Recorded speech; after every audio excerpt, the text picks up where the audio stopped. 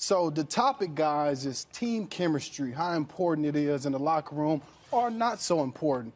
I think we've all been around teams that have had good chemistry and teams that haven't had good chemistry.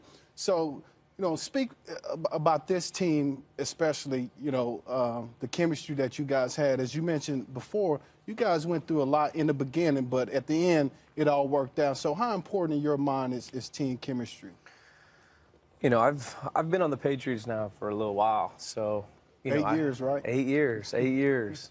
So it's always interesting to see a team's chemistry, and the two best team chemistries that I was involved with, we just so happened to win Super Bowls.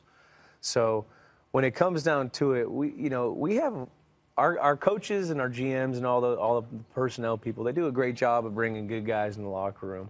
I mean, all our guys can get along with each other. All our guys can, hang out, and it's pretty much like that in the locker room. I mean, there's no beef, and I've been on teams earlier in my career, or there was teams earlier in my career where, there was a guy here when I was a rookie who was kind of you didn't really go down that alley of the locker room because he was kind of, you know what I'm saying? Exactly. You didn't want to go over there. And it's not really like that anymore. And another thing is I want to say about the team chemistry, there's an accountability factor that both sides of the ball have for each other. Each day in practice, we practice hard now. There's fights, there's some talking going on. Yeah. Brothers there's fight, all that all the time. Yeah. But if I look at the guy across from me and I know he's not giving his best, which he's always given his best. Yeah. He's going to make me better. And when he makes me better, when I'm giving my best, and it's going to make him better. Exactly. It's interesting that you say it's like a culture of winning, right? And that's what you guys have there. So when you look at the best teams, I always think that the teams that have the best chemistry, their best players work the hardest.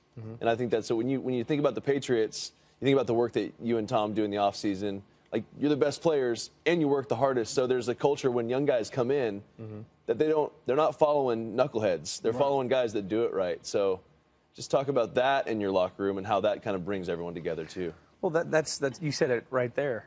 When I was a rookie, I came in, I see Teddy Bruschi, I see guys that did it right. I see Kevin Falk, I see Dave Patton, I see Deion Brandt. I see all these guys that have won Super Bowls, that have played in big-time games, that come into work and they're professional.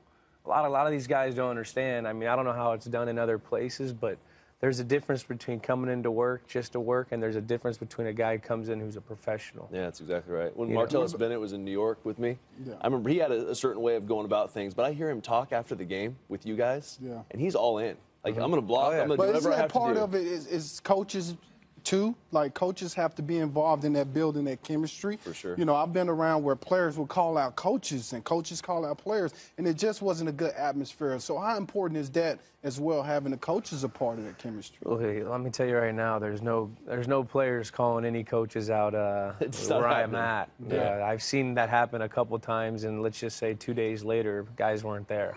And, and it didn't matter who guys were, and that's just there's a sense of authority in New England that, hey, that their job's to coach, our job's to play, and that's just kind of how it goes. So, but I mean, with the chemistry, I mean, when you look at our coaches, these guys are over here, they're here for 15 or 16, 18 hours a day. I don't even know how they have families.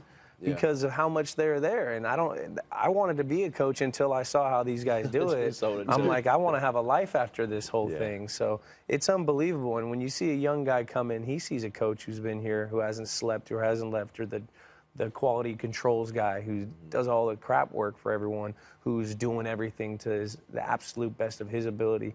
It kind of rubs off on guys,